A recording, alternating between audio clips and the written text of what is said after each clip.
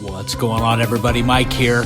If you'd like to join the ever-growing Fly Casual community, please take a moment right now to subscribe to our channel and share with a friend. Into some of that fitness. Yeah.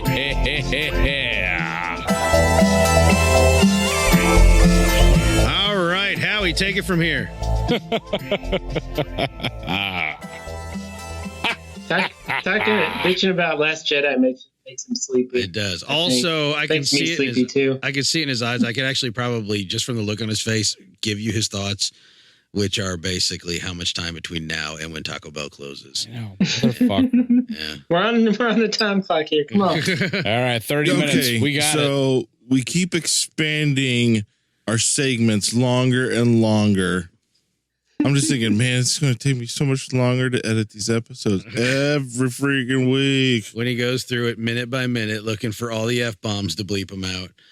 Oh, I've abandoned that. Have you done that? Yeah, like once.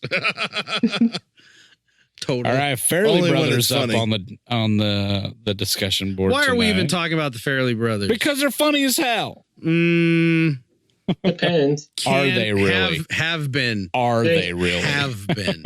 That's the interesting thing about the Farrelly Brothers. I feel that the Farrelly Brothers quality, that needle swings hard in both directions. Yeah, that's true. Very that's hard. true. And that's what makes them so interesting, because early on, like, these guys are madcap. They don't care. They don't care what you think. They're going to start this movie out and just completely destroy whatever pretense you think they need to operate within so that you loosen up and enjoy the rest of the film. But then later movies happen, and it was like, wait, what happened? Please. So these guys get the big break in 1994, right? Right out of the gate. Oh, 94. Yeah. Their best movie ever, and then it's all downhill from there. Now, That's probably arguable, that's fair. That's fair. I mean, at least that the steep drop off didn't come that much later. No. So, all right, what is it right out of the 1994, Dumb and Dumber, man. Dumb and So that's Oh, the big man. break. Funniest movie ever. We just heard the big shocking reveal about the budget. Yeah. And the biggest shock I got out of that was $18 million for the film. oh my god. The second biggest shock I got out of that was actually $11 million for the film, because $7 million was just Jim Carrey. Well, made $247 million at the box office. Wow. Amazing. Yep. Made it back.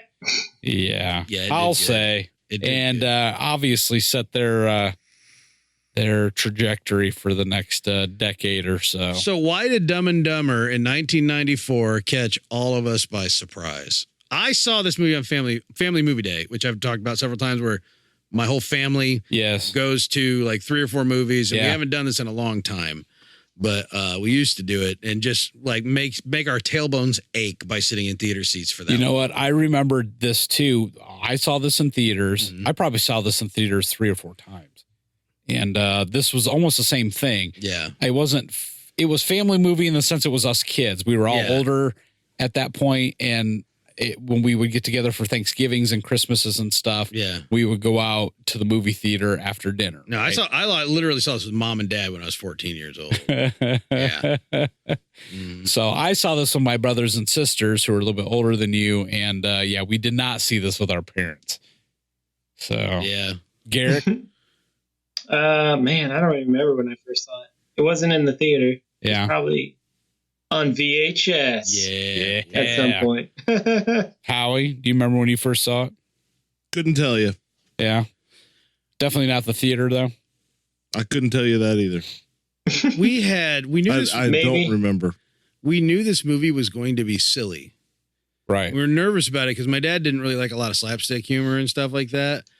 We didn't know how much it was going to commit to the ridiculousness. Yeah. And I remember looking over awkwardly at my mother, who had her glasses in her hand because she was wiping her eyes with her shirt because she was crying, laughing so hard at Jeff Daniels taking a monster poo.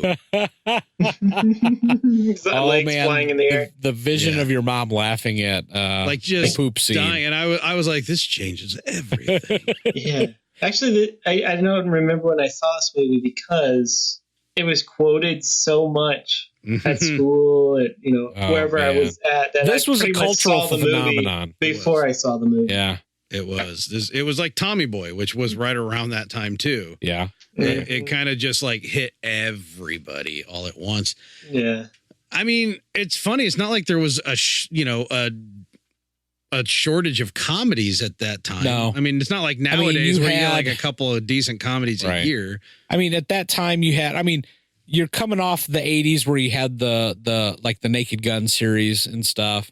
So you had the slapstick out 80s there. were comedies and rom-coms. Right. That was probably like 80%. And then you're going into, I mean, this is 94, so you're going into the 90s. So you had, like Wayne's World, and you had some of the SNL stuff hitting at that time. Yeah, Sleepless But in this Seattle, one- You've Got Mail, right? Yeah. But when this one hit, to me, it was a game changer. I mean, it's hard to say. It was so different because it's slapstick, but it was just on a different level, But man. nobody did slapstick. Through the 80s and early 90s, the big thing was sarcasm comedy. Sure.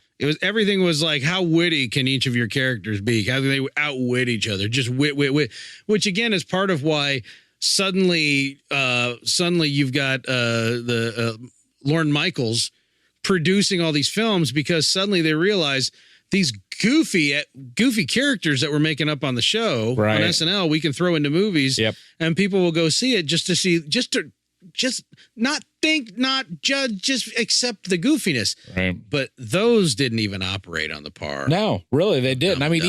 even Sandler was close, but not. Still But not. Sandler, I don't think Sandler did he have films coming out that early? It would have been pretty soon after, I imagine. When It was did he- around, when Madison was Billy his Madison. first one. Yeah, I don't know what year that was. That had to be around the same time though, 93, 94, I'm betting. But but this one, it was just so 95. 95. Yeah. Okay, so a year later. It was later. Yeah. So, but not that much later. But this just took the slapstick to a different level. I mean, it was as crude of humor as you could possibly imagine. And maybe that's why I found it so funny. It was so off the wall. It was so unexpected because the jokes were just so. The joke that you just laughed at wasn't stupid enough. So there's going to be a follow-up that makes it even stupider. Every joke in the film. And the whole film, I'm just like, I can't believe I'm seeing this on screen. Yeah. And just like the poop humor. I mean, it's like I don't like poop humor. I think I hate it. But it was God, done. you're such an uppity bee. What's wrong with you? Yeah. But in that movie, Look, Mike, turds. look, Say you like it. I freaking love it in that movie, Yeah. man. The toilet scene is, I mean, it's iconic now, man. I mean, it's unbelievable. So the laxatives, turbo lax. And that horrible tongue thing that Jim Carrey's doing while he's stirring it into the teacup. Yes. Oh my God. And that was the height of Jim Carrey's brilliance, right? Well, it was the beginning of, it was the pinnacle. Like we'd seen him on In Living Color and stuff like that. And he'd been in a couple bit parts in films like Peggy Sue Got Married and stuff like that. But then Ace Ventura hits. Yes. And this comes out right on the heels of that. So everybody's like, yay, more of him. Jeff Daniels? Well, I mean, let's see. And then everybody's like, oh my God, Jeff Daniels is hilarious.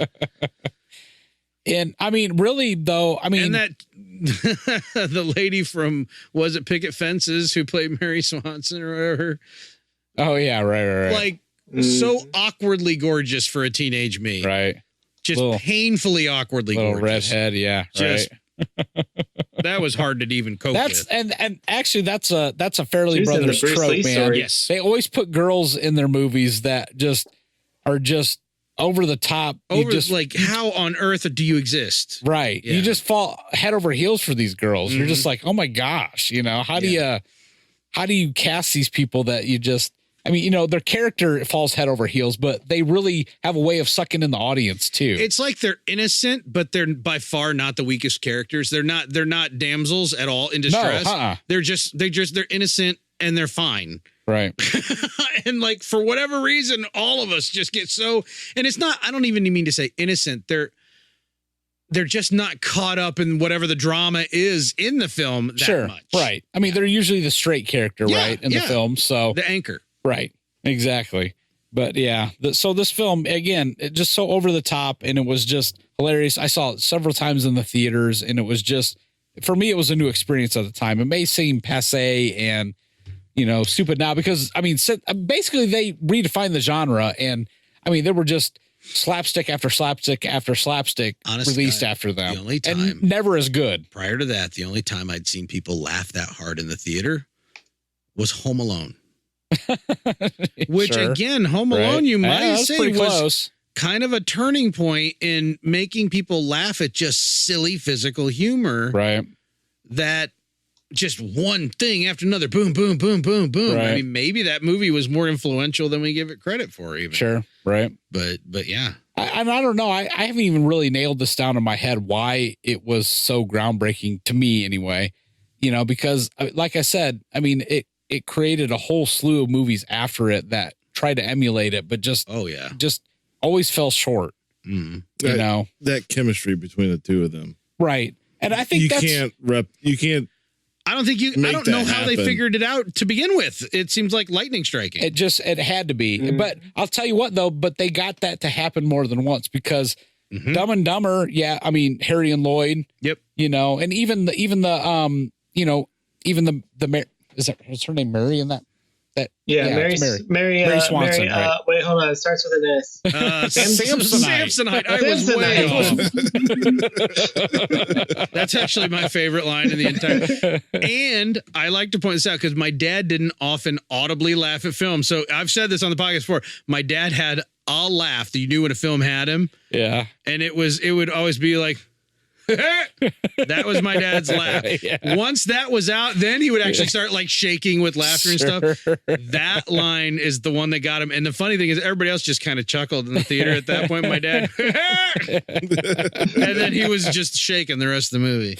Speaking of dads, on a side note, man, my parents did not see this with us in theaters. So the first time my dad was exposed to this was after it was out on VHS or DVD or whatever. And he saw it at the house. And the funny thing is of course, this is a movie my mom hates. Oh, of course, this movie is in no way compatible with your mother. And so my dad, of course, for the sake of my mom, that movie's terrible. But then he'd always be like, hey, he peed in the bottle. And then he'd always be making the jokes to us kids, right? And sipping at Grandpa's cough syrup. So it always cracked me out. My dad secretly loves that movie. Yeah. He can't share that with his wife, but it's hilarious that, get the hell out of here. but back to what we were saying though. I mean, the chemistry, they had a way because they did this for several movies in a row where they just had a way of putting a cast together that just gelled in a way that was magical on screen. Weirdest I mean, way. probably in the best way, probably with Dumb and Dumber and maybe Something About Mary. Right. I think those two I think a lot of people would say are their two best films. Yeah. I mean, unless you guys have different thoughts on that. I know people who would argue for Kingpin, which they didn't write, but they did direct. Kingpin is a different movie. Yeah. And I did not enjoy it as much. I didn't as much as I wanted to. But you're right. The people that love that movie love that movie. By the way, I believe that one of them, I may have this completely wrong. I apologize because I didn't vet this with Porkins' kid, but I believe that one of the brothers was Woody Harrelson's roommate in college, and they felt bad for him because they thought he would never work in the industry. He doesn't seem like a person who should. No, but I mean, if you look at him in like his first episode of Cheers, the first 5 minutes, you're like, this guy, we get this instead of coach. Right. 10 minutes later, you're like, I'm good. I'm fine. Yeah. Everything's fine. Right. Truth. Yeah. So yeah, Kingpin comes out after that in 96. Not as financially successful. Right. But definitely more, that movie was more off kilter. It wasn't It wasn't just silly. It was a little more dark. It was dark. Yeah. It was dark and kind of just off kilter. I don't love that film. Also, there was a couple of bowling films that came out around the same time. Big Lebowski. Yeah, which is far superior. Yes. Kingpin actually a different brothers film. Kingpin lost $2 million. Yeah, as the kids say. And the domestic gross was 25 million, and the worldwide gross was 25 million. Oh. More or just they didn't make any more of them? No, they only released domestically. Oh. So then, of course, they follow up in 98 with Something About Mary. And that movie... I guess the worldwide audience wouldn't understand the age. The Amish. That's Well, maybe they would. I don't know. probably true. The River Brethren. But Something About Mary, that was another one. I mean, in terms of, favorite Farrelly Brothers movies, Something About Mary is pretty close to me with Dumb and Dumber. It's pretty. It doesn't surpass Dumb and Dumber, but it's pretty damn close. There's I don't know what it is. There's just something about Mary that this edges out Dumb and Dumber slightly. Oh, wow. Yeah. I'm with Mike. It's close and just barely the other way. I mean, both of them. I just barely. Yeah. But you know me and rom-coms. Right? This guy. Wait, rom-com? Is there a rom in there? Yeah, a little bit. We were talking about the Maybe. chemistry of the cast. I mean, there's definitely chemistry in this cast. Were we on Something About Mary? Or are we back on Dumb and Dumber? Something About Mary. Okay. But too, back to the female leads in these movies too. They just had a way of really drawing in, giving these characters such charisma that they really drew in the audience So at as this well. point with Cameron Diaz, she was that pretty girl that danced with Jim Carrey in The Mask. Right. And that's all I knew her And as. everybody, I remember going, That's all she was at that point. Everybody was like, she's the hottest thing ever. She's so hot. And I'm like, I just remember being really cute. That's all I thought of her as. I was like, okay. She's got a real wide, like, the distance between her eyes. And her mouth is big. Like, that's like the honestly, Joker. like, I didn't really get it. And I'm like, it's a very fast scene. She's cute, but you don't really see much of her. You know what I mean? But everybody was just obsessed. So they build this movie around her. And I'm like, oh, really? It's the chick from the, oh, okay, great. All right. Then I saw it. Yeah. And the movie makes you fall in love with Cameron You know what? Diaz. We were talking Again, this is the Cameron Diaz where you didn't know anything about her. So she was still this like kind of like, and Mary is very innocent. She's not naive. She's not naive at all. She's remotely naive. She's a strong, independent woman. Very strong, independent woman, but projects a friendly innocence. Yes, right. That's like some weird sort of psychiatric trigger porn for white dudes. Apparently, yeah. Right. But it had an effect on a lot of us. Right. A lot of us. Yeah. We were talking about that, kind of texting back and forth about that. It's like, oh my gosh, I didn't realize how hot Cameron Diaz was in this movie. I didn't go back and watch it before this episode, and I have not really cared for Cameron Diaz for a long time. Oh, me either. But that movie, honestly, every time I think about that movie, I'm just like, oh. Honestly, one of my issues is the Charlie's Angels movie that was with her. She's dancing around in underoos. And if there's one way to just make a woman completely unattractive to me, underoos, boys' underwear. Sorry, it's like there's a contract breach in my head that can't be resolved. Were they He-Man? What were they? I don't recall. Maybe it was like Scooby Doo, Cookie Monster. Who knows? But I'm like, I should go back and watch the film again and see if it still has that profound effect. To me, I didn't watch it. To me, that goes to show it has less to do with her physical beauty. Yes, right. It was the charisma. It was all charisma. It's the charisma and the way that her character is written. Right. Absolutely. Yeah. And again, the way she portrays her. Again, I mean, this goes back to the writing too. And in these goofy, silly comedies, this writing somehow is impactful. Right. Really impactful. Yes. On how it works. And we'll talk about that in a minute because there's a formula here that's developing with these guys, right? Yeah. I mean, that kind of had that. I mean, there's some shared continuity between these movies. Mm-hmm. So anyway, so that's like the actors and stuff. Like the actors and stuff. There's some of that. You're right. So after Something About Mary in 98 and 2001, they follow up with Shallow Hal. This is Jack Black's movie. And I remember Shallow Hal came out and everyone went, yeah, this is good. But it was more because it was like, because Gwyneth Paltrow was, fat in the movie. Yeah, it was I think people were just like, we should like this movie. And I remember going, I don't know. I wasn't that entertained by it. And it was, as a fat dude, it was weird to me. Also, Jason Alexander having a tail made me feel strange. I'll say this about that movie. Howie and Garrick, you chime in too, but I mean, Shallow Hal, I like the movie, but not nearly as much. I think that's how most people actually felt about it. I didn't care for it at all. Yeah, really. I've only seen it. I only saw it once, and that was in the theater. And I was like, okay, I got the joke. Got the gist. It's hilarious. Oh, she's fat, but he doesn't know. But I mean, there's character growth at the end, but it's nothing that you're not expecting from the beginning of the film. Sure. Mm-hmm. Right. It's like so predictable Right. It I mean, is. like, Yeah, it's Horribly pretty predictable. predictable. Yeah, very. and it doesn't. I don't recall it other than Jason Alexander having a tail. I don't recall it doing anything unexpected at all. Yeah. Not that I'm saying it's got to be a twist, but I mean, it was just like, okay, the elevator pitch would have told me everything I needed to know. Sure. Okay, so following after Shallow Hal, we have Me, Myself, and Irene. Oh, I'm sorry. Me, Myself, and Irene came in 2000, so that was before Shallow Hal. Okay, I that makes apologize.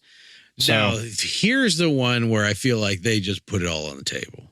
right? Yeah, because we have Jim Carrey playing a character who's almost the polar opposite of every Jim Carrey character, but still comedic, Yeah, but playing a completely different type. He's playing a weirdo instead of a goofball, right. you know? But then also, like, they started, like, at the top of this film, they just start trying to just destroy your expectations. Well, of, like, whatever you think this film's going to be, forget it. Like, doesn't he have like 3 like really huge black sons? Yes. Like, he's got 3 sons, and they're like these big tubby dudes, and you know he's this skinny Some white are- Marine. A couple, or one of them's at least pretty huge. Oh, but, is he ripped? Like ripped, yeah. Oh, okay. But either way, it's like they're just the way I looked at that is they were trying to subvert your expectations immediately so that you could not understand his character. You had to go with it throughout the film. Okay. That's what I got out of it. Like, Yeah. like they were just like right out of the gates, like, all right, let's just break everything up so we can piece it back together, and that's the film. Okay. But I wasn't that into the film. To me, this is a top 3 for me. Oh, really? This, I Really? mean, Wow. number 1 is Dumb and Dumber. Number 2 Yeah, is I mean, Something it About might Mary. be. Number 3 is Me, Myself, and Irene for me. Yeah. And I mean, probably not as. I mean, it's probably a little bit further down. I mean, in terms of quality. Yeah. I mean, it's probably closer to a Shallow Hal than Something About Mary and Dumb and Dumber. Yeah. But I still really enjoyed that film. Really? His I might sons actually put Stuck on You above Me, Myself. and really. Irene. Yeah. Ugh. Because Stuck on You had a few, I felt like a few more things in it that were kind of brilliant. Just not the whole film by any stretch. Uh-huh. But there were a few parts of that movie where, especially with the whole, like, they're faking this disability and they're making light of it, but they're also trying to get across a message while making fun of it and light of it. And there's that's something we haven't talked about is their whole theme of disabilities. Sure. Right. So and many that's of their definitely. I guess one of the things we'll maybe talk about here in a minute. That's continuity between the films. Yeah. So, let me get through a couple more of these here. So we touched on Stuck on Me, and then that's Stuck on You. Stuck on You. Sorry, that's like mid '90s. Okay, and then we have a little bit of a gap there, and they've done some smaller films. Probably the 2 biggest ones since early 2000s would have been Three Stooges in 2012 and Dumb and Dumber 2 in 2014. Yeah. So Three Stooges, I enjoy that movie. I do too. I really do. There's a It's better Three Stooges movie. stupid as but- hell. Yeah, it is so stupid. The thing I liked about that movie was, again, it's the chemistry, getting these Yeah. actors together, because those 3 actors really did their homework on the characters. Yes. And I really feel like they nailed Larry, Curly, and Moe. Yeah. I really feel like that they did that. Honestly, I'm mad because I'm blanking on his name, but the guy that played Curly, the guy from Mad Will TV. Sasso. Yeah. Will Sasso, yeah. Mhm. I love him. Yeah. I love when he turns up on Modern Family. I love him as Curly. I love that man Yeah. so dang much. He commits to everything. Yeah, does. he really does. You're right. Yeah. And he committed to that role for sure. Yeah. Did you guys see that, Garrick? Or Howie? No, I don't think so. I haven't seen that one yet. Maybe I should. Yeah, I'm I trying to remember if I've seen this I'll tell particular you what. one or not. If you're a fan of the Three Stooges, I think it's worth a watch. If not, like the I wouldn't Stooges, even man. bother. I don't know. Yeah, I'm a hardcore honestly. stoogey. Well, you I got don't know if the I'd like it. isn't it the dude from Will and Grace Yes. played Was Larry. Larry. Yes. I actually love the whole story of the Three Stooges, like the real life story of the Three Stooges, the sort of the dramatic film that was made about them as actors. I really enjoyed. Yeah. And there's a couple of surprising people in the roles in that one too. Right. But like anything Three Stooges, I'm gonna give it a shot. Yeah. I went into this movie going, this is gonna be terrible because there's just gonna be. I remember you talking about I this. thought the and same then I thing. saw it and I went, That wasn't bad. Yeah.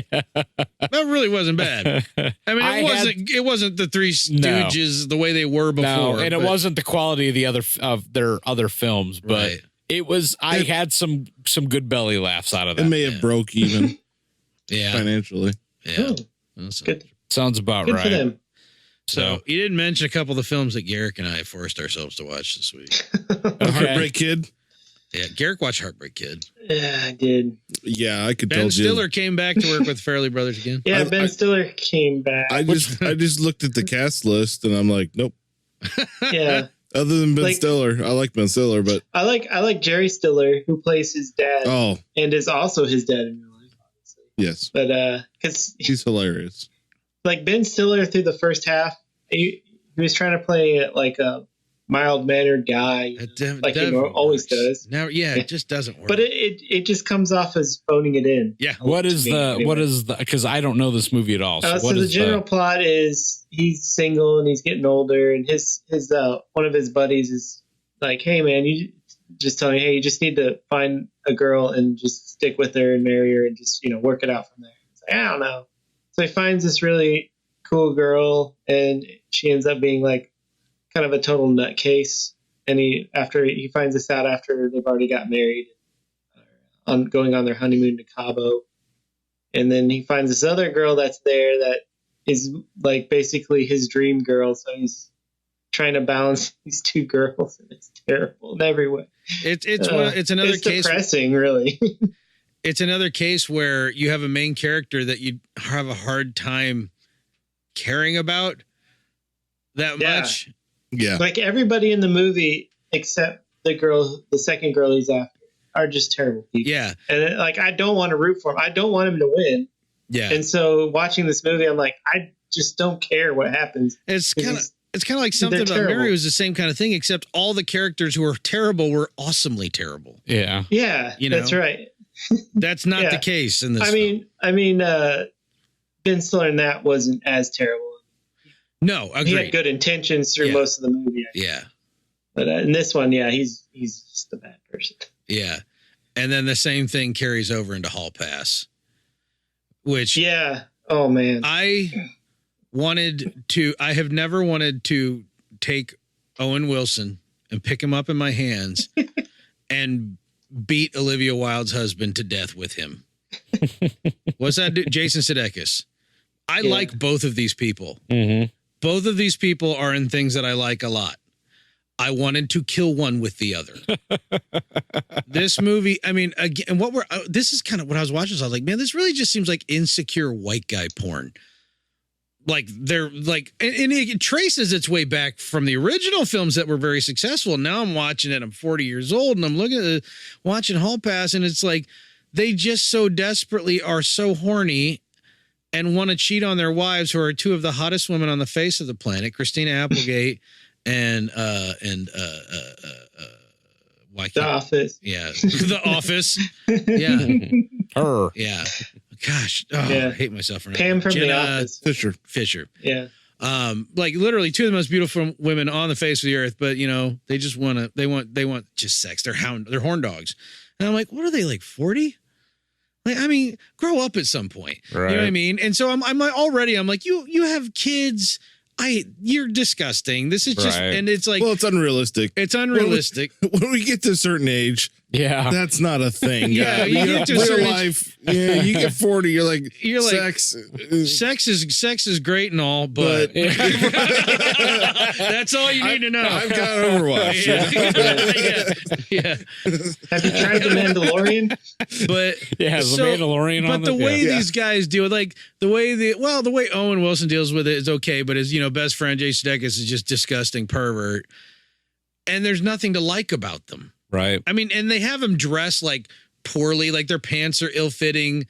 You know what I mean? Like they just look like normal white dudes. Right. Owen Wilson wears like short sleeve shirt with a tie, and they don't match. Yeah, exactly. Like It's just comedic. it's over the top awkward in that way, because I'm like, Owen Yeah. Wilson was like a sex icon for a while until he had that whole suicide scare thing. Right. But like, I'm looking at this and I'm just like, I don't like these people. And of course, here's where it gets worse. The wives, there's things that happen that are ridiculous. It's Farrelly Brothers movie. Right. But they're just kind of like tropey ridiculous. Like, oh, there's a Three's Company moment where they get overheard bad mouthing the neighbors in the neighbor's house or the friends in their house because the friends have a panic room with cameras and mics in every room. Like, it's like, all right, this could have been way simpler, right? Yeah. But then the solution to them being all horny is that their wives give them a hall pass. Meaning you can have a week off of marriage. I'm taking the kids. I'm going to the parents' house. It's You're already look at the face. The face that Mike is making everybody is like a ugh. it's not even realistic in any way. No, So but they get convinced. The wives get convinced to do this by, honest to God, one of the greatest actresses of our time. Martha? Their friend is one of the greatest actresses of our time, Joy Behar. Every line out of that woman's mouth is like nails on a chalkboard. Not because her accent's annoying, which it can be, because she's got one of those voices. It's actually not the accent; it's her voice. And I apologize for mistaking it. But like, she can't act. She's not an actress. She's a comedian. Yeah. You know what I mean? And I'm just like, it's just every line she says is just horrible. I'm like, why is Joy Behar best friends with Christina Applegate and Jenna Fisher? Like, it feels weird. She's supposed to be older and wiser, I guess, but she's the one to convince, oh yeah, my husband gave him all best, happiest we've ever been. And so that's what happens. But naturally, the guys do the stereotypical thing where like they get all their friends are all cheering them on, like, all right, we're gonna cheer you on, you're gonna get laid, blah blah, and they eat too much at Applebee's. They learn a valuable they lesson. Eat too much at Applebee's on the first night. It's like day one, day two. So it's like they're squandering their time because they don't know how to get laid. There's a Law and Order theme. Yeah. Oh, every day. Dung, dung. Oh, that's actually probably the cleverest thing in the movie. That's probably the funniest thing in the entire movie. Yeah.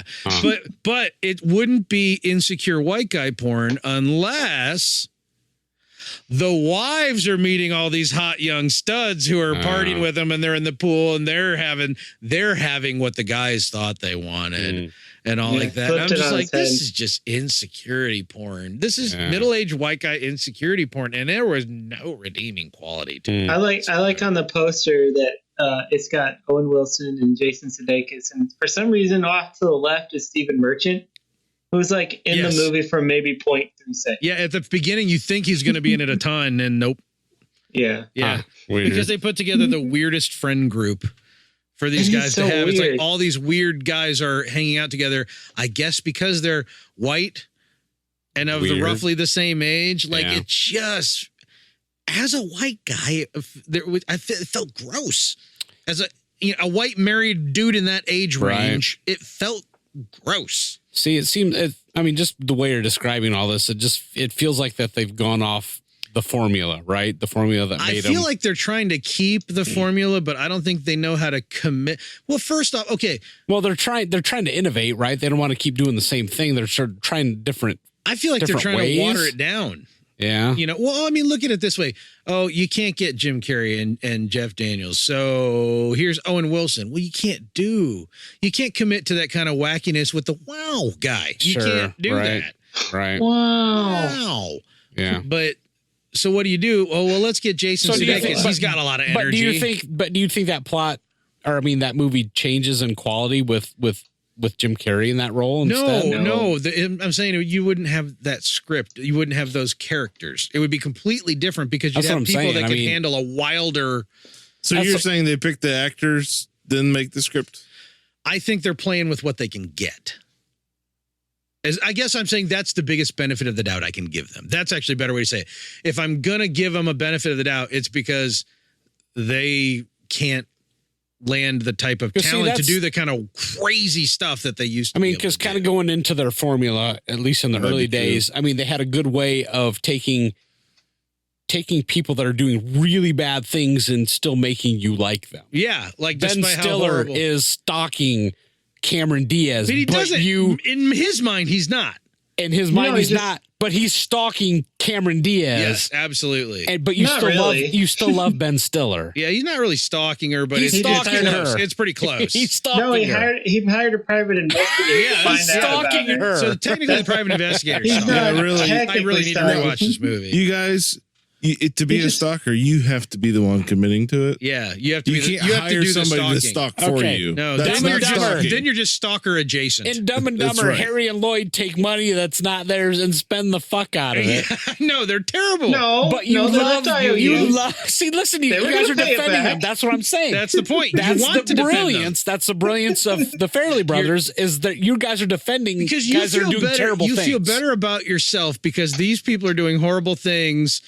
But the things that you wouldn't do, but you'd want to do, but they're doing it because they're stupid or they don't have any self-control. And you're like, I get it, man. Right. Sure. Well, that or they just have the different way of looking at it. And you're like, I want to root for like the underdog. Yeah, there's that They're too. all the Right. underdogs. See, Well, and it's that's just like that's the thing. The That's what scientist makes them friend did sympathetic. something That's about why Mary, the guy with the crutches who actually can walk fine and he's not British. Hey. The dude from Mousetrap. What happened to that guy? That guy's brilliant. he is. He is one of the most hilarious people that ever amazeballs. lived. And what happened? But like Chris Elliott. He was Chris in Elliott Third was in Element, that by movie the way. when Chris Elliott Elliott. couldn't Or Fifth do Element. Yeah, he was. anything. Oh yeah, that's right. Chris Elliott wasn't landing Send him in to anything negotiate. back then, and he's in this Yes. movie as like the worst best friend. Woogie. Woogie. That's funny. Wooganowski, come on. Really? You get that? You're Woogie? Woogie. Said the love skin Chris thing. At least I love him in that role. I was gonna say Chris Elliott.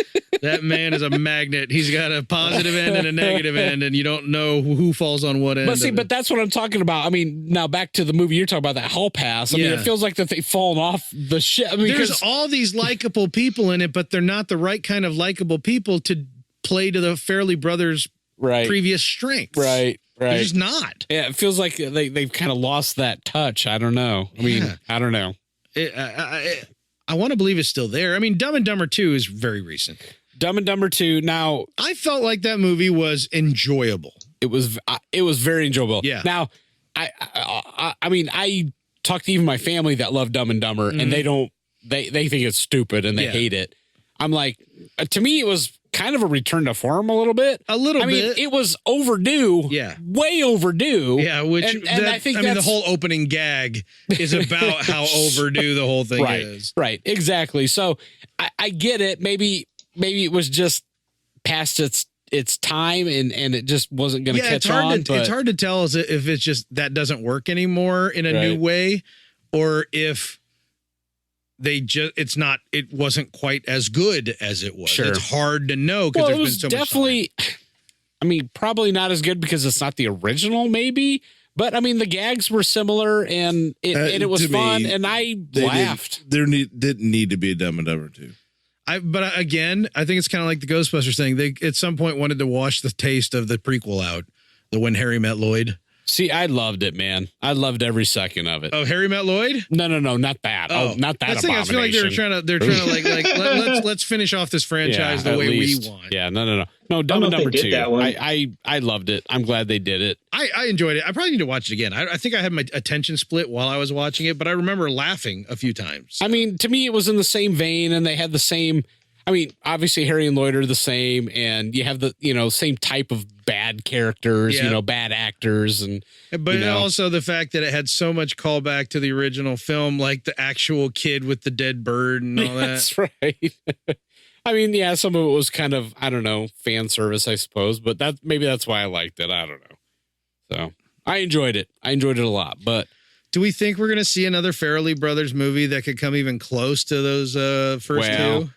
actually, there was some talk, 2-3 years ago, that maybe they had broken up as a team. Oh, really? So Yeah. I don't know. Peter Farrelly did Yeah. one Green Book and Right. won an Oscar and Yeah. all that. Yeah, Green Book was a completely different animal, and he had some success with that film, although it was controversial, apparently. I don't remember. I don't know. I didn't even see it. Yeah, I don't know anything about it. I think it was the movie was about like 8.2 out of 10. there was it's some pretty like good. racial disparity in the movie. Like there's like a white driver of a black jazz musician, and I think there was some people that felt like the writing, that some of the dialogue was offensive. Honestly, that's all I can remember. Is 23 Sounds made million up. budget. worldwide, 321 million. Oh, wow. Yeah. Yeah, he made some money. Yeah. Most of it overseas. But this is a drama. Yeah. You're not. This isn't a Farrelly Brothers film by any stretch. Nope, No, not at all. Nope. Somewhat tempted It's to got- see it, it's though. got a actually. decent I've cast. always wanted to see it. I've just never gotten around to it. Mahershala Ali and Viggo Got Mortensen. Aragorn in it. Oh, yeah. That's some good casting right there. Aragorn be driving. Son of Arathorn, Yeah. heir to the throne of Gondor. You know. So, Stooge. real quick, I mean, let's get into some of Stooge. those Farrelly Brothers tropes, I guess. Maybe that's a good way to put it because, I mean, they're kind of consistencies, People I guess, with among their disabilities. films. But yeah, let's Or hit the disability thing. differently abled. Differently abled. Nailed it. Boom. Now, the funny thing is about that. Pardon me while I um, pour things into other things. No problem. The thing about that is they've gotten both praise and criticism Yes. for that. Yes. You know, That's why it's worth mentioning, right. especially. The criticism, of course, people saying, oh, you're just, You're you know, making fun of disabled people. right. The praise being disabled people going, there's people like me in a movie. Right. I'm getting representation of any kind whatsoever. Right. And the neat Yeah. thing I feel like in terms of disabled people that they've used in their films, they always end up being the straight guy, right? They're the ones that They're more anchored characters. They're not suffering from anchored. all the ridiculousness that all these Right. other people with brain issues are having. like Shallow Hal, the guy that had the spina bifida, right? Yeah. He's the guy that had a business, sold his business, now Yeah. he's a rich guy, and Yeah. he's the one giving all the advice, right? The sage advice Mm-hmm. to Hal, right? The whole movie. Yep. You know, who else? I mean, there's other characters like that in some of these other movies. We have Mary's brother and something about Warren. Warren, who is like happy and innocent the whole time, Happy Innocent, right? Yeah. even sure. when people are trashing on him, because you got to remember your main character. And the reason why that matters, the reason why it fits. That's one of the things that you endear to Mary on was her love of her brother, right? But actually, I'm gonna go. What I think is a little deeper than that, right? The main character, the thing that makes something about Mary is that the main character more or less hates himself. He's scared to death. He's scared to death of himself, and that's Ben Stiller's character, right? But here he is adjacent to this guy who's slow, and he's getting made fun of by all these bullies and stuff like that, and they're ripping on him, and here you got Ben Stiller's character feels the need like he needs to step in and do something about it, when in reality, Warren's fine. Warren doesn't care what they're doing to him. Sure, right. Warren's huge, so nobody can really hurt him either. Sure, Right. But Ben Stiller feels like it's like he needs to step and do something. Why? Is it because he feels that he needs to defend someone more innocent than him, or is it because he wants to impress a girl? Like, it's actually showing you how people make sometimes the right decisions for the wrong reasons. Sure, yeah. You know what I mean? Yeah. And it's because this character is inherently selfish, which he doesn't realize until the end of the film, Right. that he's been inherently selfish his whole life. Sure. Yeah. Because he does the one he's selfless act Yeah, he's by calling Brett Favre. Yeah, Brett Favre. Yeah, that was the greatest act of his life instead of Brett Favre. But yeah, I actually, the more I think about it, the more I let myself think about something about Mary, the more I'm impressed by it because of how many things show how this character is trying so hard to be good for the worst reasons. Right. And that's the whole story. That's the Right. story of Something About Mary. Right. And at the end, it's pretty much like there are characters just laying it out for him. Like the guy with the crutches, he's like, he's like, look at you, man. Yeah. Like, and he's laying it out. He's like, You're one of us. You're one of us. You're just like us. And yeah, he has to finally confront the fact that, oh my gosh, my whole life, Right. I've thought I've been the good guy that gets crapped on, that has bad luck, but I deserve it because I've been doing I've never done it for the right reasons. And so I think that in that movie in particular, Warren is actually a great way to almost subconsciously establish that with the audience, that he's like, oh, he's working up the strength to stand up for this dude. But then you have to realize partway through the film, Warren's having a great time. Warren is having a great life. Franks and beans, man. He's having a good time. Franks and beans. He's not worried in the least about the things that Ben Stiller thinks he has to defend him for. Right. Sure. And I think that's honestly, incredibly endearing. This is probably the reason why, for me, that movie edges out Dumb and Dumber, because I feel like there's the story in it. It's a little deeper. Yeah. is a You're deeper right. story. Well, I definitely agree. a deeper story than Dumb and Dumber, but Yeah, sure. It doesn't take much. Yeah, doesn't need much. yeah. But yeah, I think, and there's another thing with Stuck on You. People didn't know what to do with Stuck on You. They're like, okay, wait a minute. Matt Damon and the dude from Talk Soup are The original. conjoined twins. Wait, what? The whole thing to me on paper looks It ridiculously looks stupid. like no one. First off, this film would never get made now, but I don't know how it got made then because this was offensive Sure. at first glance back then. But then you watch Actually, the film. most of their movies, even at the time, were Yeah. pretty offensive. And maybe that's why they were kind of cutting edge. I don't know. Yeah. Go But ahead. even then, I don't think Stuck on You did very well. But if you No, watch Stuck didn't. on You, there's a lot of they're not preachy, but there's all kinds of undertones in Yeah. the film that I think are really unexpected unless you stop and go, well, wait a minute, what do we expect from these guys? You know what I mean? And if you Sure. really look at it holistically, it's not unfair to say maybe there's something there. Right. What else? Well, let's see. They one of their other tropes is, I think, we talked about road trips are a big theme. Yeah. And at least in a lot of their Travel early montages and in their early films, we have travel themes in Dumb and Dumber, 7-minute abs. Kingpin, Something About Mary, Me, Myself, and Irene. Those are all road trip movies. Yep. All of them. Mhm. But that's their first four. Yeah. So definitely a recurring theme that Hall Pass didn't do it as much. No. There's some great scenes to be had during a road trip. yes. Road trips are You fun. And make I think Yeah. memories are made on road yes. trips. And I Right, think I'm talking about scenes in the movies. Oh, yeah. sure. But yeah, that parlays into real life and memories. So yeah, just snot coming off your Oh, the frozen snot on the Yeah. moped. Right. Peed on you. yeah. There's stuff. Well, it's the call to adventure, right? I mean, to Yeah. go out and have Yeah. the adventure, and I mean, they just, even though it's a comedy, I mean, there's, being on that road trip. I think, like you're saying, it opens up all the possibilities of so many different situations that you can be in, as Yeah, opposed to because just being in a static. You've place. got to get from point A to point B, and so now you can choose a path for the movie to go and introduce some interesting takes or some That wouldn't comedic happen elements in a corner somewhere. Yeah. Yeah. Like getting pulled over, while peeing in a bottle. Yeah. Yeah. I mean, yeah. Stop by the cops, truck stop, with what's his nuts? It's the same guy. Be here at 2:15 on, Oh, right, yeah. March 25th, or Sea bass. Yeah, sea bass. Forgot about that scene. Man, I need to You want to hear the my most gosh. annoying sound? Yeah. The guy that's trying to kill him. Oh my King. gosh. No, you can't triple stamp a double stamp. You can't triple stamp a double stamp. Totally can't triple stamp a double Going to the stamp. random Mexican restaurant where they put the hot peppers on Yeah. his burger. And I mean, just, oh my gosh, so many different scenarios that you can set up. Yeah. The one thing I always remember is the 7-minute abs. Yeah, 7-minute abs. What What if about somebody does 6-minute abs? 6 minutes? No, you don't get it, man.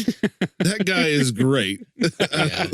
Why can't I remember his name all of a sudden? Harlan something. Harlan. right? Harlan Williams. Yes. He is brilliant. And Yes. everybody who ever gets into Harlan Williams has to start in low doses because your system has to adjust to accept him as something that exists. Yeah. And then you're ready to watch Rocket Man, probably high. I wasn't high when I watched it and I enjoyed it, but it's probably better. I'm assuming. That guy. Oh man, a lot of their movies. Also, the guys are from Rhode Island, and I think Dumb and Dumber starts in Rhode Island. Me, Myself, and Irene starts in Rhode Island, so they have a big tie to their. Something About Mary does too. Oh yeah, Something About Mary. You're right. Yeah, right. I think the only one of their first four was Kingpin. I think Kingpin did not start in Rhode Island. It started It's in in It's kind of Iowa. hard to put that in. I don't know where Hall Pass took place. I don't care. Some city. Probably in Rhode in Island. most, if not all of their movies are based on, basically you've got these really blunt, profane lead characters, right? Yeah. That are surrounded by straight people. You know, that's definitely a staple of theirs. I mean, Harry and Lloyd, even Ben Stiller to some degree with Something About Mary. Although there were a lot of crazy people around him. I was going to say around him. When he goes into right his commitment to trying to win. Right. Yeah. The other guys that are infatuated, Woogie and the guy in the crutches and gosh, who's the Brett Favre? No, not Brett Favre. Who's the guy, the Rice-A-Roni guy? I can't remember his name. Oh my God. Matt Dillon? Yeah, Matt Dillon. Right. Matt Dillon's character. I forgot. Didn't he have the teeth? The teeth, yes. In that movie? Oh my gosh. You got him captain. It I looked like loved Matt Dillon Yep. back in the day, man. And probably one of the most recognizable things in their, especially their early movies, was the soundtrack, man. Their Just soundtracks. Crazy music. I mean, there are other films that have great soundtracks, but I really feel like they were they kind of started a trend, I feel like. I mean, that led to sound, great soundtracks in other movies. They weren't afraid of their soundtracks. It's like the kind of music that's throughout their soundtracks predominantly is the kind of stuff that you would maybe get one or two of from like a musical montage in other movies. Sure. Where they would literally like, we need 5 seconds because someone's starting a van and they're going to drive off screen. So we're going to have a song playing in the van that's just like some kind of like crazy like thrash funk or something like that. And it works so well. Right. And it's a lot of upbeat, like really upbeat, weird songs. They do a lot of folksy type stuff. Yeah, classic rock. Yeah, classic rock. Classic rock, but like classic pop. Yeah, maybe, classic pop. Like the Buttercup when we were doing it at the beginning of the show. I mean, stuff like that. I mean, they use the cow sills, which is like the real life Partridge Family that did like hair and stuff like that. Right. I mean, it was eclectic, but it was like a certain subsection of it. Like it wasn't completely eclectic. It was still thematic. I mean, there we go. It really pulled everything in. It didn't matter on the film, and all of them. It seems like, especially the early films, had those songs that just really, defined them. And I can't think. Dumb and Dumber had one that when you hear it, and I can't think of it off the top of my head, but all of them.